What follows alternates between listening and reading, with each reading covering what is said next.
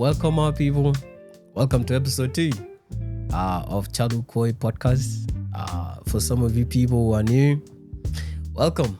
Join the family. Yeah, I want to say gang, but yeah, join the journey. Yeah.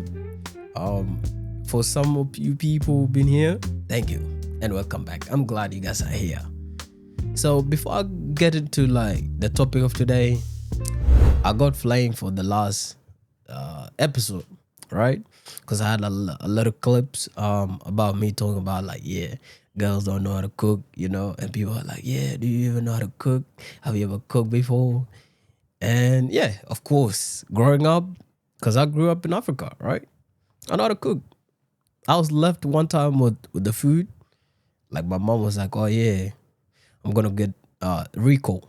For some of you girls who know it. Yeah, see? It was like, oh, I'm gonna get Rico. See what the food is lacking and do it. Like you're doing your thing, right? When I was I think 5 or 6. So I promise you, I know how to do it. So the only thing I don't know how to do is kisra, right? A yacht. That's the only thing I don't know how to do. It's not that I don't know how to do it. I know the procedures. I've seen my sisters doing it. It's just I couldn't bring myself doing it. That's the only thing holding me back. But I know everything they need. I know they need doka. I know they need what's it called? What's the word? The thing on the cow's mind thing. Call. Yeah, I think people back home they know it. Call. They need that. Then they put the little call thing on the doka and they did the little scrubbing thing. And then they put I know the procedures, man. I've done it. So that's the only food. I don't bring myself doing it, but I know how to cook. But not gonna lie, I do agree with some girls, right? Some of the boys don't know how to cook. Not gonna lie. Niggas were talking about someone who doesn't know how to cook, right? Because apparently one of the boys said, oh, you know what? Because I think it was a boy's house or something. One of the boys, because it was his turn. Instead of going buying some food, it was like, yeah, I know how to cook. And the boys were like, you know what? You're actually right. So they left him. The guy cooked the food. They trust him. So they're like, okay, the test is his food. Guess what? Everybody was lining up, right? The whole day, everybody was lining up the toilet, outside toilet.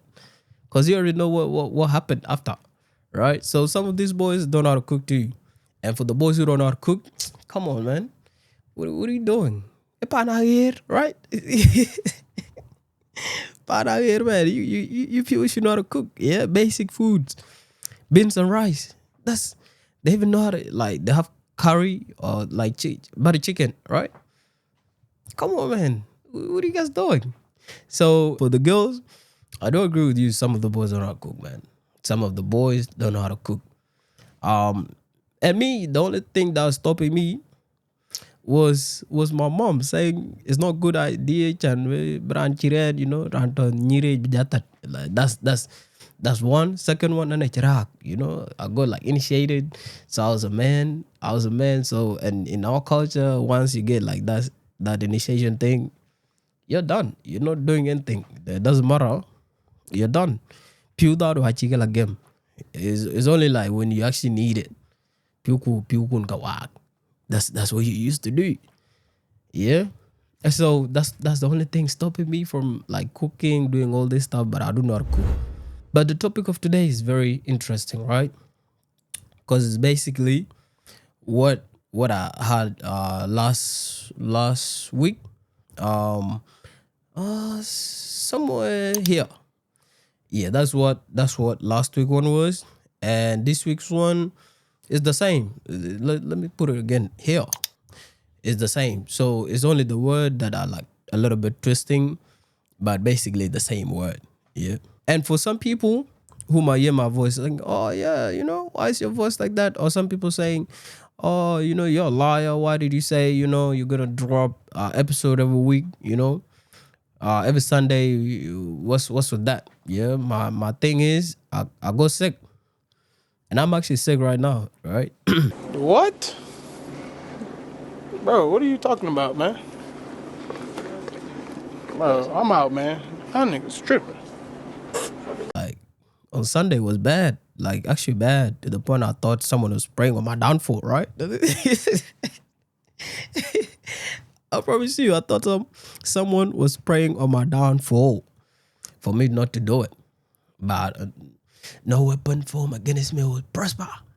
In Jesus' name. In Jesus' name. No, I'm just kidding. Actually, yeah, I'm not kidding. It's true in Jesus' name. Yeah, no weapon formed against me will ever prosper.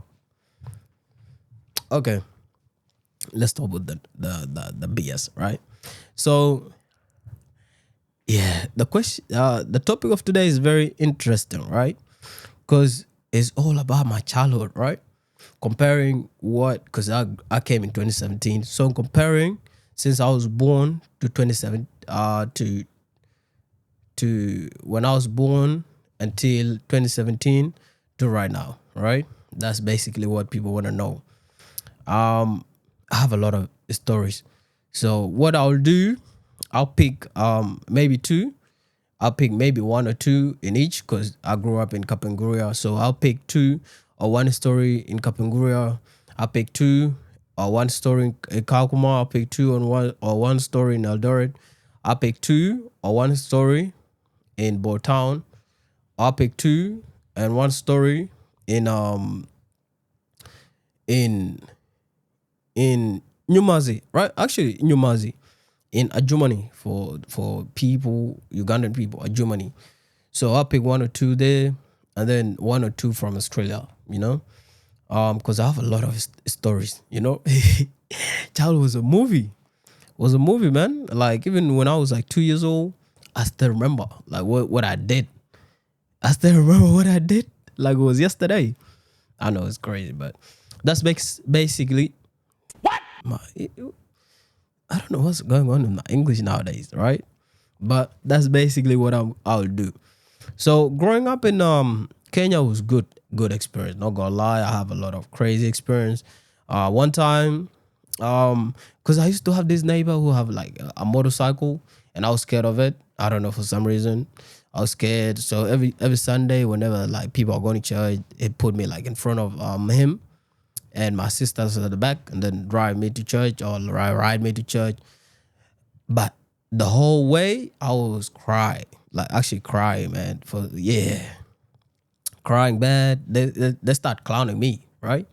Start clowning me for that. And another time, like I was too stubborn, right? Because we didn't have TV. My neighbors had TV. So what I'll do, I'll go there, I'll go to their house, go sit there, watch TV until I sleep. If I don't sleep, I'm not going nowhere. You take me, I'll come back. My sisters, my mom, my dad, they come take me, I'll go back. Take me, I'll go back. My dad bought a TV, right? After that, I went back again. I take the little kid chairs, I take them. There's one, bring them to my house. They come looking for it, take it. I was like, yeah, I'll start crying. Like, yeah.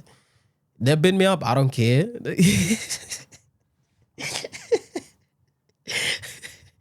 beat me up, I don't care. I'll do the same. So my dad bought like the little chairs for the kids. So I promise you, it was crazy experience. I see my sisters, my siblings going going to school, right? They go to school, I follow them. At the age of 2, I follow them to school. Like they say bye-bye, I start crying. So guess what? They took me to school. They took me nursery. Nursery? Yeah, nursery school. Nursery school. That's where they took me. Where the little kids, or it's like a daycare for the little kids. Childcare for the little kids. Because what we do there is just sit down, draw, eat, and then, when they're coming out of the school, they come pick me up and we go home. In the morning, they bring me, drop me, and then go to their class. It was crazy experience. So that's about Kapenguria. That goes for like when yeah, it went for like about 4 years, and then after 4 years, my dad was like, you know what, we're going Kakuma. So we went there to Kakuma, 2004 to 2006. which was crazy experience. Oh my God. A lot of memories in Kakuma were bad. Rebellious memories, right? Niggas wake up. I wake up in the morning with some other stubborn kids outside. We go like to the core. For some of you people, Kakuma people, we go core, and then we go do a lot of stuff until like lunch time. We come eat and then go back again until nighttime. And then when it's nighttime, you come home, eat, sleep. They shower you because either shower you or you shower and then you sleep, wake up, do the same tomorrow. We were stubborn. We didn't want to go to school until one day. There's this guy. I promise you, I still remember him clearly. Like this guy, every morning used to come with a big ass stick, like walking in the neighborhood, in the group. And this guy will walk around looking for kids. If you don't go to school at 7 a.m. If you don't go to school, he'll beat you up. So when at 7, everybody was already awake, eat, shower, everything, put your uniform on, start going to school. If you don't, and the guy is there, your parents will snitch on you. Your parents will literally snitch on you, so that guy will come beat you up, so that you go to school. But when we went to school, Daru, like no one, yeah, no one is even paying attention. We just go to school because we were forced to. Like nobody pay attention, especially me. Like I go to school. Like on Monday, I'm in class 1. Tuesday, I'm in class 2. Wednesday, I'm in class 3. Thursday, class 4. Friday, in class 6. I'm in class 5. And then yeah, you come home, enjoy it, and then go back again. Do the same thing or do something fun, different. Because I remember one time, my dad came looking for me. I don't know why it was looking for me. He came looking. He came to school. On my thing, it registered as I'm in class 1, right? So my dad went to class 1. Class 1A, I wasn't there. 1B, I wasn't there. 1C, I wasn't there. So they went to 2, I wasn't there. 3, I wasn't there. 4, I wasn't there. They found me in 5. Class 5. P5. Yeah, that's where they found me. Like P5, I was not supposed to be there. But I was just chilling, my boy. It's just imagine being 5 years old, right? Chilling with the other like grown ass people. Like someone who is like 12, 13, and you're 5 just chilling at the back. Yeah, that's how bad it was. It's like so Kaguma have a lot of like stories. The fun, rebellious. I remember going because we have this grandma or neighborhood grandma with like whenever she's not home because she had like a little edible tree, so we go climb a tree, like eat whatever we see her. It's like, oh yeah, I tell you the band. Everybody's climbing down and run away. If you get caught, you're done. Cause now she'll beat you up. Like she'll beat you up. So Kaguma have a lot of stories. Not gonna lie. I remember one time too, them messed me up because usually we had this game where husband and a wife won. I don't know if you guys know it. They say, blah blah and blah blah getting married. So now they do like they cook. The little kids cook. Man, it was something beautiful. Like, oh yeah, this, like let's say Mr. This and Mr. That are getting married. Of course, Mr. That and Mr. This are getting married, and then the girls go and like they go cook. They actually cook food, because they'll go to their houses and steal some food, like a little portion of it, and oil and all that, and then come cook it, and the men will go build our own houses, and then you choose your girl. Like, oh yeah, this is my girl. You go in your room. This is my girl. Get in your room. This is my girl. Get in your room, and then the food that like they divide, and you guys eat in your own rooms, and that they mess me up. They mess me up, man, because someone like me, yeah, they gave me the ugliest girl in the group. Yeah. It still hurt my feelings, not gonna lie. It's not funny. It still hurt my feelings.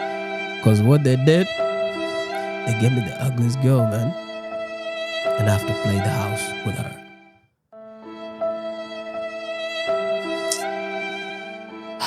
The whole day. Not even just 1 hour, the whole day. Yeah, it was bad. Now I'm calm, I'm changed. I'm a child of God, walk with Christ. Walk with me, Lord. That's me now. But yeah, back home was bad. I remember one time too, they had they pranked the whole family because what happened, one of the lady, like her sister with the whole family, they went to Nairobi, right? So when the whole neighborhood heard about it, the boys were like, you know what? Let's go surprise them. So they went to the rubbish bin and took all the rubbish and looked for the bags and put all the rubbish in the bags. And then like let's say they came surprising the lady carrying the bags, bro, with all the rubbish in it. At night, they passed through our house. We passed through our house because our house was basically like in the middle of the road, or like, yeah, they just pass in there. For people from Kakuma, they know it. So we just passed through. We go because she was our neighbor. So we went there. The lady came. They were like, oh, blah, blah, blah is coming. And the lady was like, no way. They're like, yeah. And then the lady was like, where's she at? They were like, oh, she's coming back. We're just helping out with the bags. So the lady's like, oh, my sister is back. My sister is back. And they just dropped. I think they were carrying maybe 5 bags, big bags, like Osopia in London. Yeah, those bags, big bags. We came, we dropped them, and then we dipped straight. The lady was like, oh, my sisters. And opened the bags. Oh, horrible. All the rubbish were in it. And she starts cussing. Oh, where me chin pure? Why get chirin loy? Where majrimin? Where baga dui? Baba korte bo dui? Like she started crashing out. But yeah, that's basically Kakuma, bro. Kakuma was bad. But those were like 3 years worth of memory. Childhood. I have a lot of other memories, but that's basically how it was. We went Eldoret. Nothing much, was just cool, Kenyans, nothing there, nothing fancy, you know what I mean? Nothing bad. But Bor, that's where everything just, because in 2008, was it 8? No, 2007, 2008. So basically my dad was like, you know what? I'm going to take kids back home because they don't know their own language, right? It was like, yeah, the kids don't know their own language, so let's take them back home. Because the only languages we knew were English and Kiswahili, right?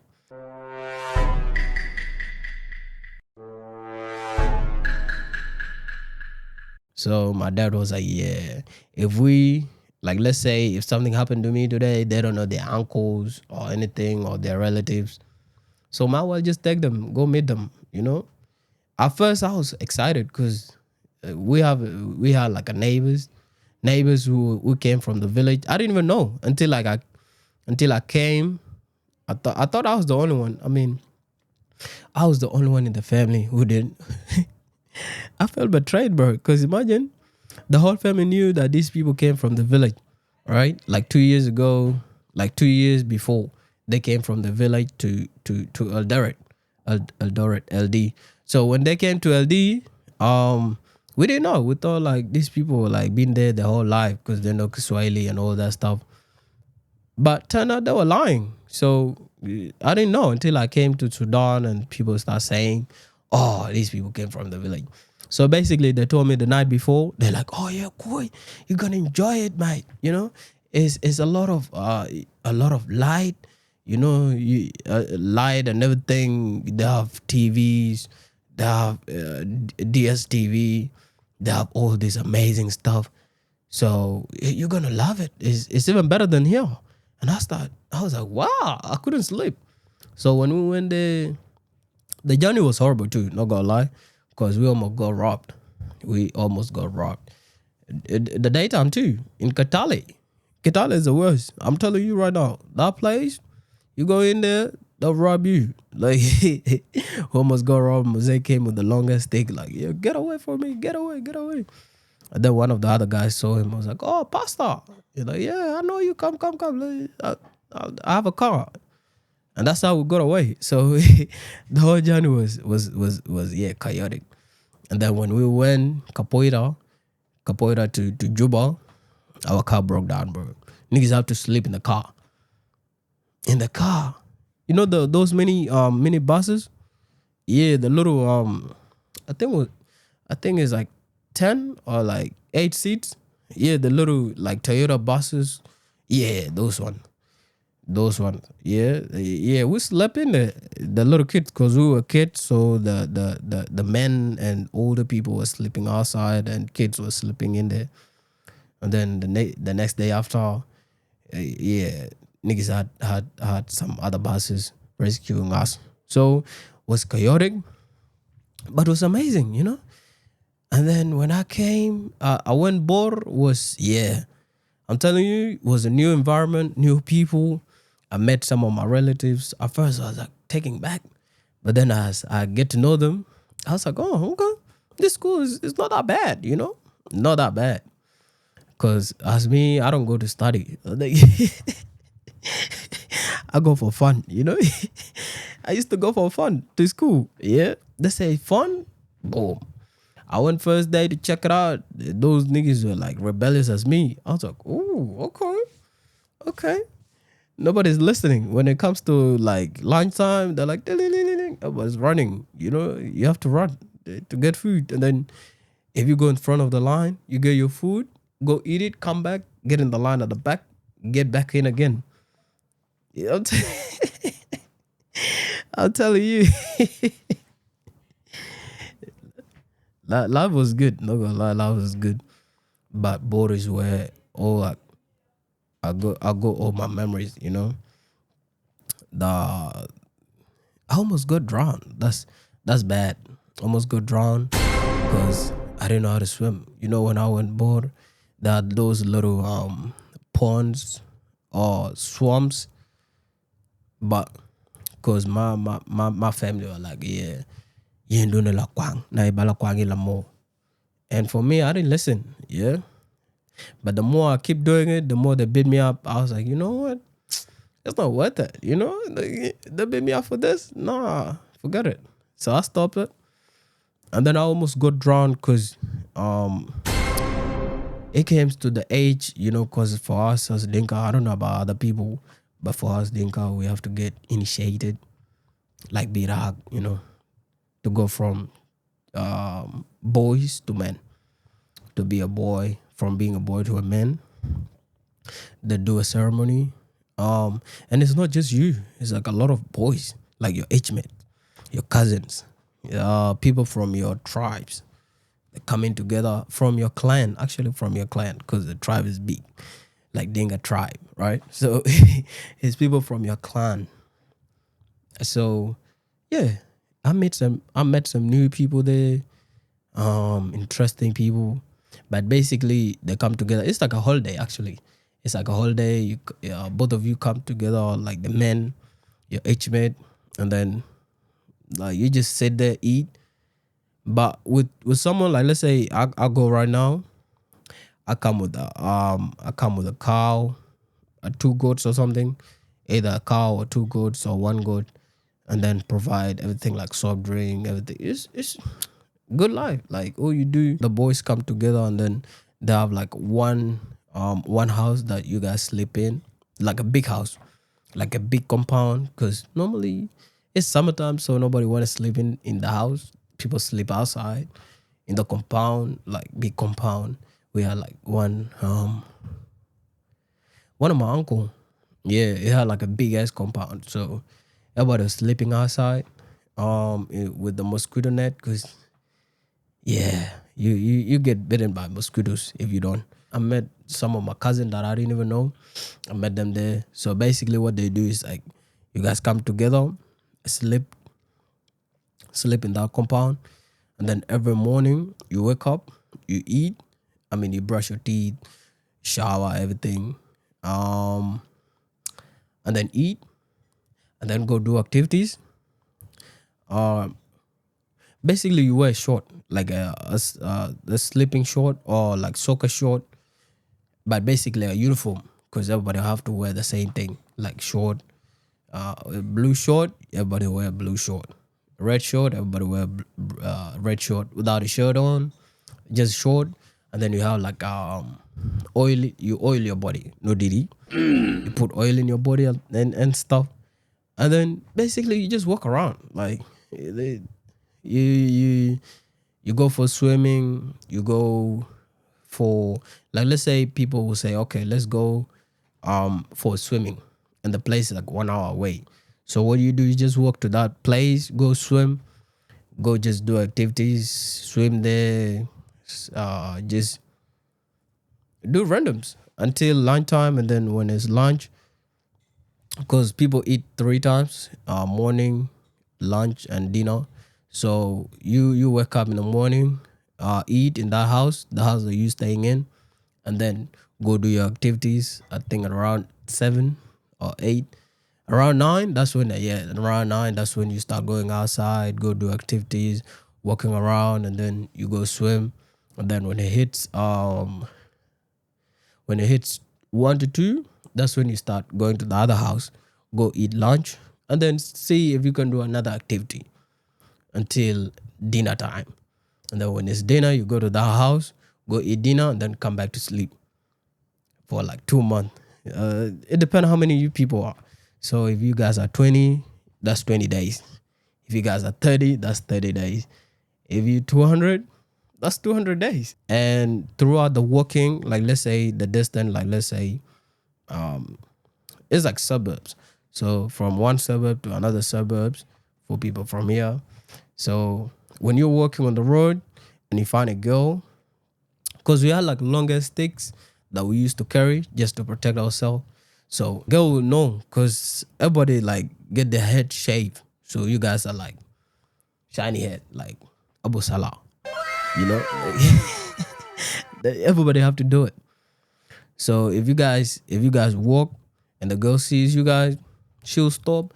You guys will ask, okay, choose your man, like just as a game, like Mundu. And then she would just point at that guy, and then everybody's like, yeah, okay, I see you. And then she'll go on their way, on her way. So, and for men, if you're a man, yeah, you're cooked. You're definitely cooked. Because if a man comes and they see you guys, yeah, you guys will build them up. Like any man that comes across you guys, ops. Doesn't matter. If you're old, young, whatever, you're ops. They'll beat you up. Even when you don't say anything. You don't say anything, they'll beat you up. I mean, we'll beat you up. So we'll beat you up. So if a man sees us, you have to change your route. Or you have to change your direction. If you're coming this way, you change that way. If you're going that way, you change that way. Because if you come straight, you're gonna get an ass whoop. I'm gonna whoop your ass. So that's it's bad. And then when we're walking and we see another group, because usually they do it in summertime. So and it's different clans. So one clan might be in one suburb, another clan will be in the other suburb, and then when they do the same thing that we used to do, just walking around, and then you guys meet, it's like meeting your ops. Yeah. Oh, yeah, we use those things to beat each other up. So it was crazy stuff. But basically how I almost drowned, right? So it was this one time, people were like, you know what? We're gonna go to this place to go swim. Because usually they have different places to swim. So that one particular day, they were like, okay, let's go to this place to go swim. And everybody was like, oh, let's go. This place looked like this. Yep, looked like that, right? So, and you know what the government didn't do?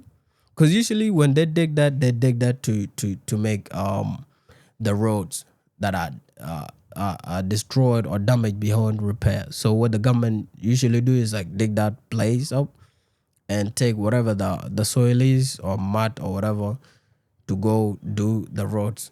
So and what they usually do is they put a fence around it so that nobody will go in there and drown, especially drunk people.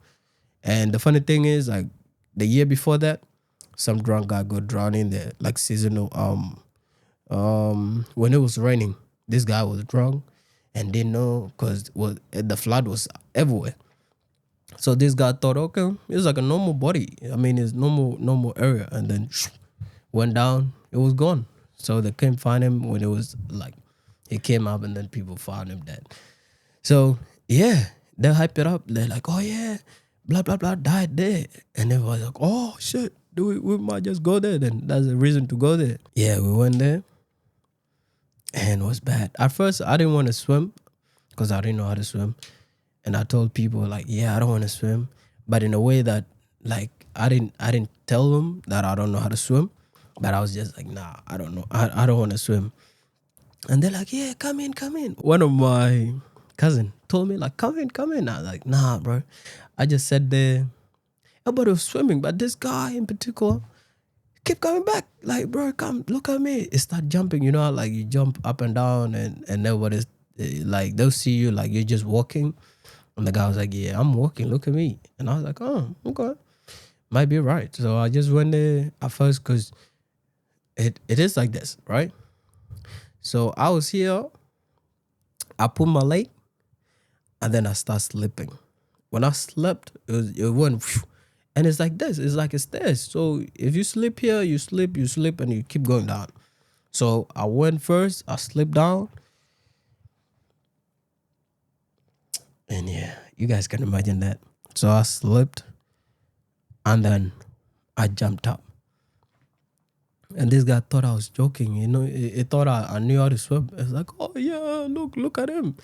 I went up again and I went down the second time. The guy's like, oh. But I think because the other boys were swimming behind him, they saw me second time, they start swimming toward me.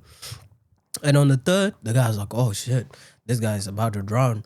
So by the time he came in, the other boys were already here. So they just took me up on the third one when I came up the third. And I think that was the final too, because if they didn't catch me, yeah, I would have died, bro. So yeah, on the third one, they took me up and I went there and sat, because there was like a little tree. So I went there and sat under the tree. And these people they went in there. And some of the boys stayed back like, bro, why didn't you say it? And I was like, yeah, bro, I told you guys I don't want to swim. But this guy kept telling me to go swim. And they're like, oh yeah, bro, we thought. And these people are funny because they start clowning me after that. Like, oh, Yinche Kwang, you know. Bad experience, and niggas start clowning me. So yeah, the few days after that, when we went back, we went to the other area near the actual river Nile, right? And these boys were swimming, and I was just sitting there. They're like, oh, come, we'll teach you how to swim. I was like, right. Nope. In fact, when they say, oh, like we'll teach you how to swim, I was like, no way, I'm not swimming. I went back to like 2 meters away. I mean, I stepped 2 meters away from them because I knew these people were little. Let me put you to some of you people, because some of you be like, oh, what's actually wrong? For people back home, for you to learn how to swim, usually what they do, like in a group, they'll come pick you up, like one with one hand, the other one with the other hand, and the legs, and they'll take you to the water forcefully, right? They'll force you into the water, they'll put you there, and then they'll throw you in the water and leave you there for you to learn how to swim. That's basically how people learn from there. Some people, I don't know about other people, but some people that I know, they learn how to swim that way. So when I heard them saying, oh yeah, come, we'll teach you. Oh yeah, right. So I stepped back a little bit, yeah? Just in case these people are running toward me, I'll have time to run away, right? Run away.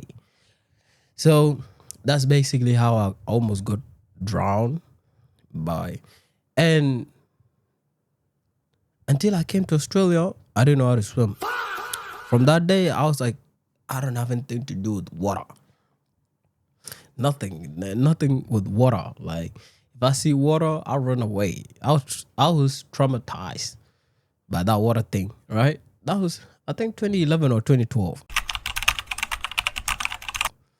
Actually 2012. I was 12 years old. I promise you, I was 12 years old when that happened, right? Imagine 12 years old. Bad experience. 2 hours later. From that day until I came to Australia, I didn't know how to swim. I learned when I came to one of the school, Mulpera. For some of you people from Brisbane, Mulpera, that's when I learned how to swim. Because this Kawajat, they keep telling me, oh yeah, you need to learn, we'll show it to you. And I was like, okay, why not? They had the little supported thing. At first, I didn't believe it until I saw one of my other Sudanese brother.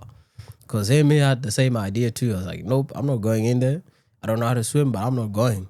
So they gave him the the little floaty thing. And the guy put it on and he started swimming. I was like, oh, okay. I need to see it. So I saw it and I was like, okay, cool. Now I'm sold.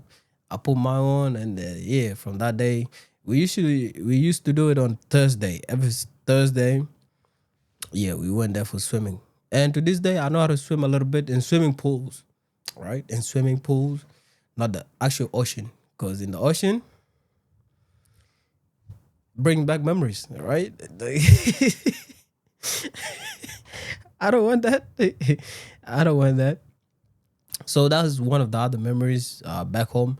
Beautiful memory. I mean, it's amazing and it's good. It's embarrassing, but it is what it is. That's what makes life beautiful. So I have a lot of stories for border. Border is the where I almost I went all out, right? I have beautiful ones, sad ones, amazing, embarrassing stories, a lot, couple. Some of them might actually take a whole episode, right? Like when the 2013 war actually happened near my house, to the point when my dad came, he met with one of the newer people, and they greeted him. But the funny thing, he had like the little collar thing, so they're like, "Hi, hello, pastor," and we used to have good newer neighbors. Yeah, so that's a whole story. We stayed there for like a month. A lot of stuff happened. So I ain't gonna go into that because that would take like a little minute, like a whole episode. But if you guys want to hear my 2013 from Bor to the camp and the whole process, what happened, what it look like, let me know in the comment, and I'll make that my next video. So basically, that's what happened. Beautiful story. Australia has some of the beautiful stories too, like even some of the beautiful stories that, like growing up, because it's almost, is it 20 years? Oh, no, it's almost 10 years now. It's almost 10 years. So, because I came 2017, beautiful. I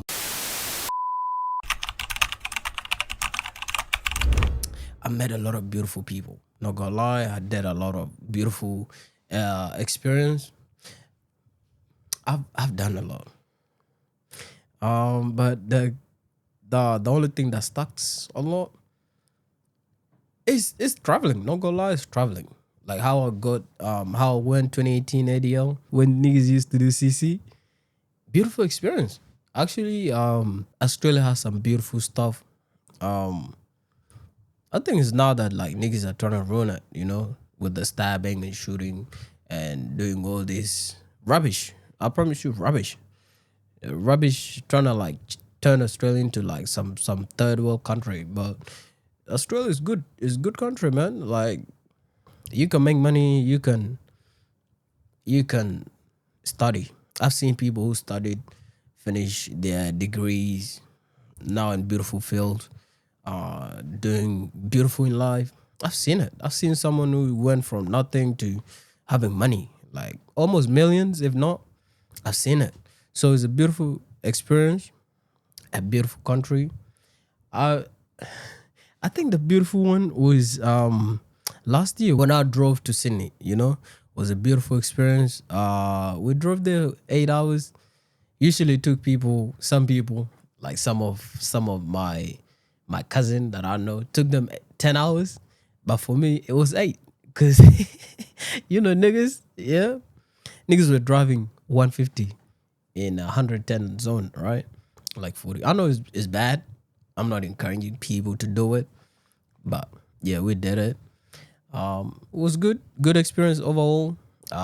Is amazing experience with the whole Australia. Traveling, I've traveled to a lot of states. The only state I haven't been to is Canberra and Tasmania. I don't even know how that happened.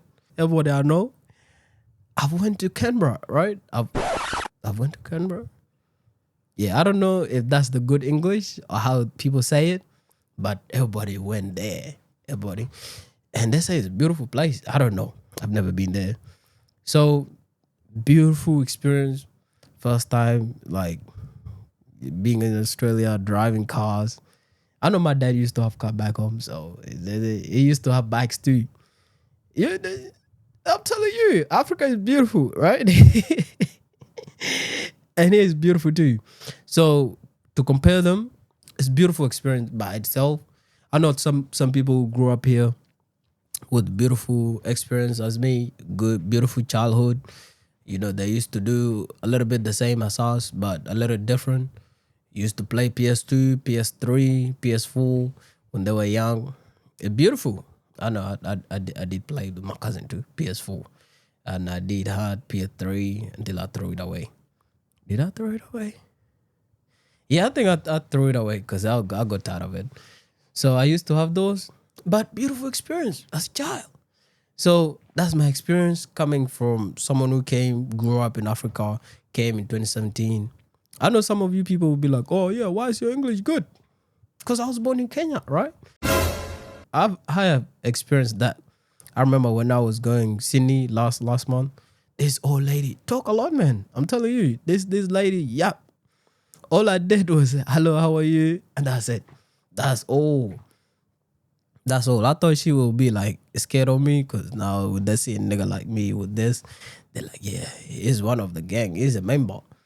But yeah, all I did was like, hello, how are you? And then she's like yapping, like telling me about his girl, his daughter and how she's dating a Zimbabwean guy or blah, blah. Like, even telling me how Indian are like weird people. Like,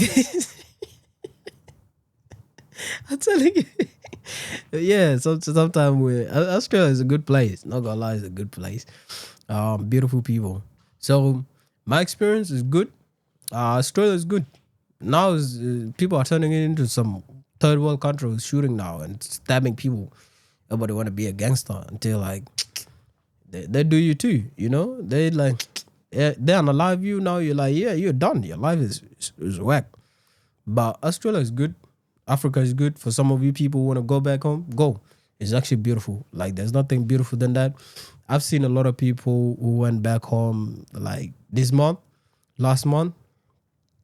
If you're planning, go next year, like toward December, because that's when everybody from Nairobi, from Kampala, they go back home to Sudan. So if you're planning to go to Sudan, go there. If you're planning to go to Kenya, go there. Beautiful. I've seen people who went there and they're like, yeah, I want to go back again. I want to go next year. I want to go back, but I ain't going back there for personal reasons, right? We'll never know. If you enjoy it, let me know in the comment. Subscribe, tell your friends. Join the journey. This is like a challenge to me. So if you see me doing some unnecessary stuff, like why you yapping, I'm learning, right? This is the point. I'm learning how to shoot, how to talk, how to edit. So my last video might be not be on the standard. This might not be the next one, but this the journey of me just talking. So let me know in the comment the topic that we'll cover next week.